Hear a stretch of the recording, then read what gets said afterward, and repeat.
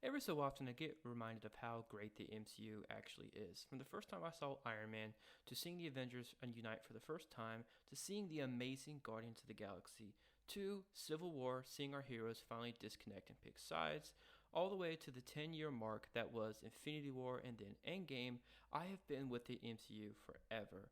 And I can honestly say I have kind of been feeling that it's maybe run its course with Phase 4. I'm not here saying that I hate every TV show or have disliked all the movies, but for me this year, Marvel has actually had a couple misses. And I'm just glad to see that maybe Marvel is finally getting back on track after, in my opinion, a lackluster year.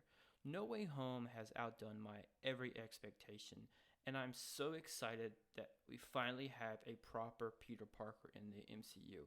For anybody who knows me knows, I have not been the most nice when it comes to Tom Holland's movies in the MCU. I did not like Homecoming whatsoever.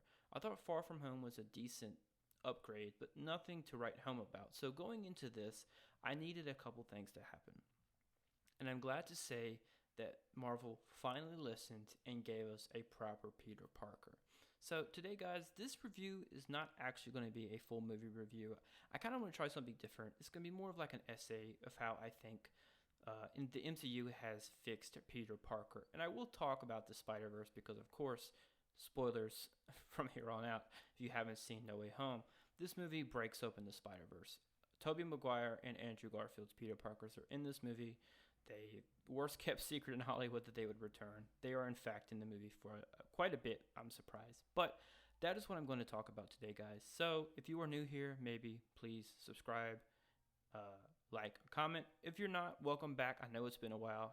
I'm taking a break every once in a while just to kind of revitalize my love for doing YouTube. But with all that out of the way, guys, let's just go ahead and jump into what I believe and what I think about Peter Parker in the MCU. So let's jump right into it. I can still remember the days before the MCU. Back in the day in 2004, when I was with my dad and going to see Spider Man 2 for the first time. Of course, back then YouTube was not as big. Of course, there was no Twitter or Facebook or any of those type of social media, so you really couldn't get a sense of what was going into these types of movies. Only thing I knew was that I loved the first Spider-Man movie, and ever since then, I was in love with Spider-Man. And growing up, I kind of had two superheroes that I just loved, and that was, of course, Spider-Man and then Batman. So over time, I just fell out of love with Spider-Man, whether it was, the disappointment in Spider-Man 3, the okay Andrew Garfield first Spider-Man movie, but the ultimately disappointing Spider-Man, or I'm sorry, the Amazing Spider-Man 2. So I was kind of ready to write off Spider-Man for a while. I still enjoyed some of the comics, and he's been in some pretty decent video games from that point, but I was kind of ready just, for something new. Come along the Disney and Sony deal where Spider-Man would be joining the MCU, and I was like a kid again. And I remember seeing that first trailer for Civil War, and of course, Spidey shows up at the end, and I was immediately hooked. And rightfully so. I do think Tom Holland's best performance before No Way Home was actually in Civil War. I just loved his energy. He definitely was that kid Peter Parker. But as movies has gone on and time has gone on, I've become a little more, I don't want to say jaded, but a little more less enthused with Tom Holland's Spider-Man. To me, the biggest gripe I've always had is he definitely felt like Iron Man Jr.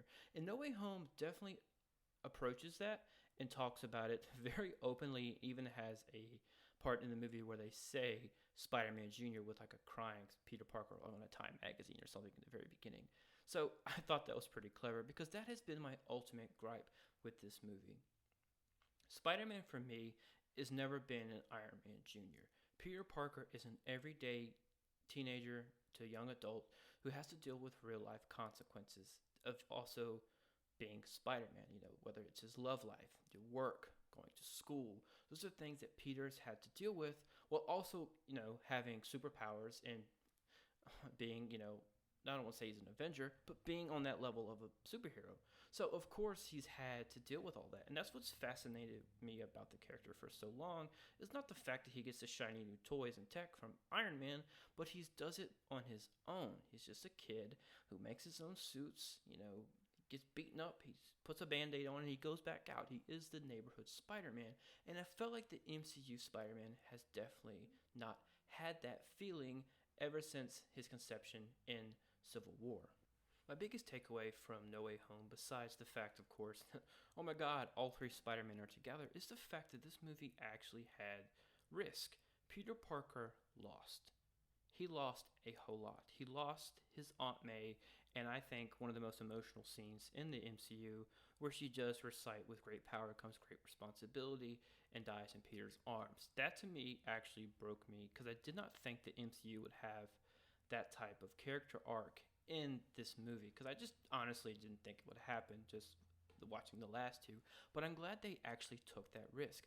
Peter Parker has consequences in this movie, and I just love the fact that we are actually seeing Peter have to grow up.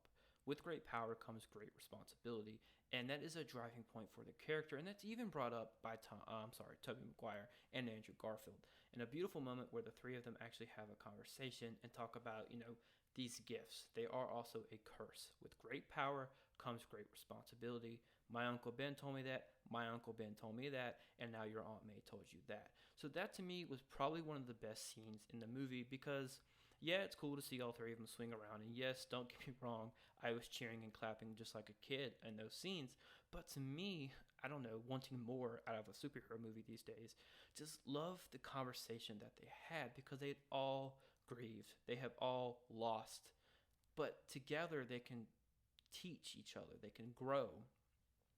Another funny scene is, they're talking about what they've done in their own universes, and Tom and Toby are like, yeah, I fought aliens, whether it was a Venom or, of course, Thanos, and Andrew's like, I would love to fight aliens. So, there are funny quirks, but there's also really great character moments where they actually take the time and let things marinate. It's not just a cool action set piece, something happens or somebody gets hurt, and it's off the next second with a joke. No, they take the time to actually let Peter grieve, and I cannot applaud them enough for that, because they easily could have taken a different route and just made a joke after joke, but no, they made this movie serious, and they took their time to really grow Peter as a character. I definitely want to take some time and talk about the two other Spider-Men, because I had some reservations at first about including them, and if they would just be kind of like a throwaway the last 5 minutes of the movie and then they're gone. But I'm glad that this movie took some time and actually introduced them again, because a lot of people may not have seen those movies, because we are a little older now, the guys that grew up with Tobey Maguire's Spider-Man, so I get it. This movie is introducing those Spider-Men to new audiences, and I like the way they took the approach. But I was a little thrown away by the fact of how much I loved Andrew Garfield in this movie. You could definitely tell he loves Spider-Man. He loves being Peter Parker. And not to discredit Tobey Maguire, because Tobey, I think, was great in this movie too. He looks like he never missed a beat. Does look a little older, but that's to be expected. But they just both felt like they were Spider-Man. And I love that. Now, I know there's been rumors that Andrew Garfield wants to come back, and I would be all about them coming back to do maybe Secret Wars or an Amazing Spider-Man 3, or if Andrew is going to be the Spider-Man for Venom 3. I love that.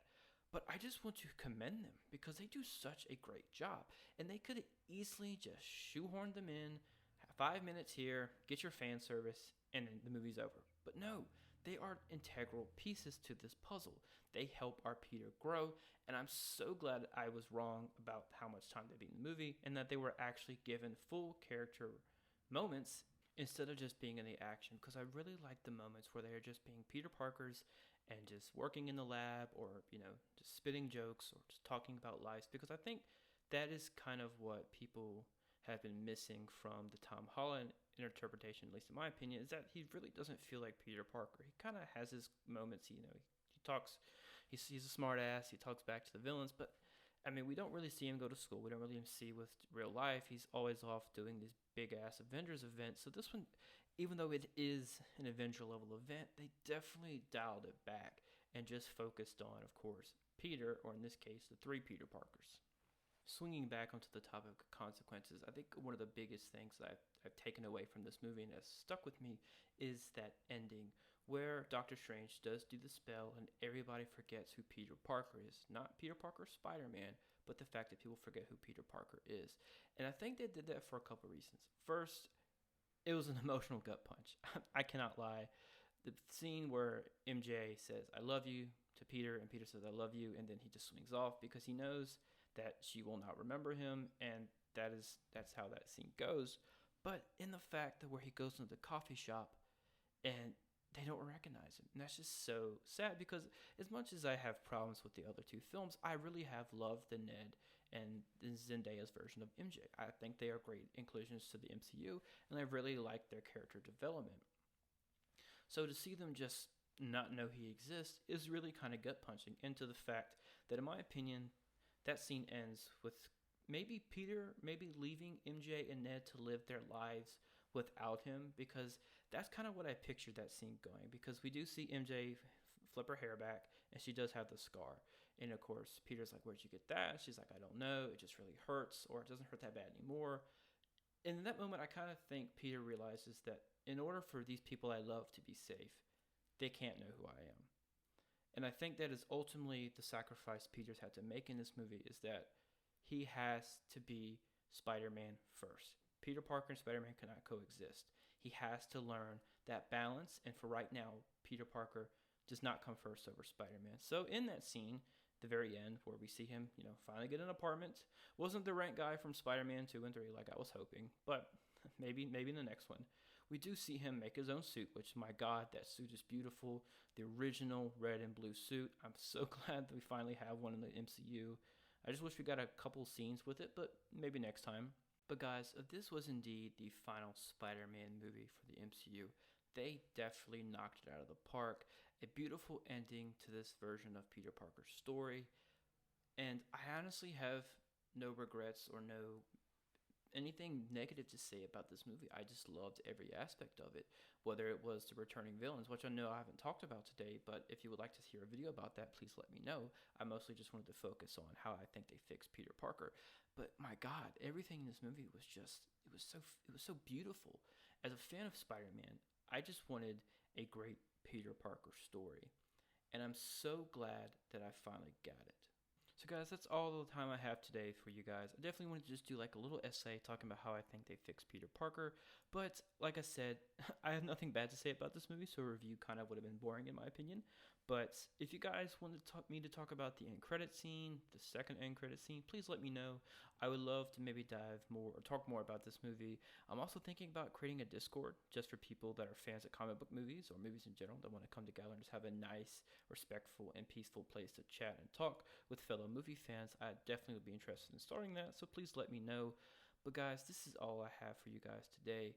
If you are new here, please leave a like, a comment, and subscribe. And if you're not, thank you for staying with me. I know I've been kind of wishy-washy lately, but I've just kind of been in a slump. I wanted to end the year on a bang with Spider-Man, and I have so much content I'm looking forward to making next year. But guys, this is probably my last video for the year.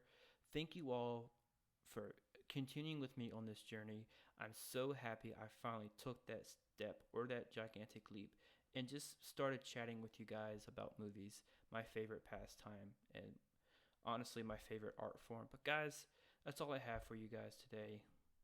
I hope you guys have a great holiday, and I cannot wait to see you guys back next year. Like I always say, be good people, and remember, we can all be like our neighborhood Spider-Man.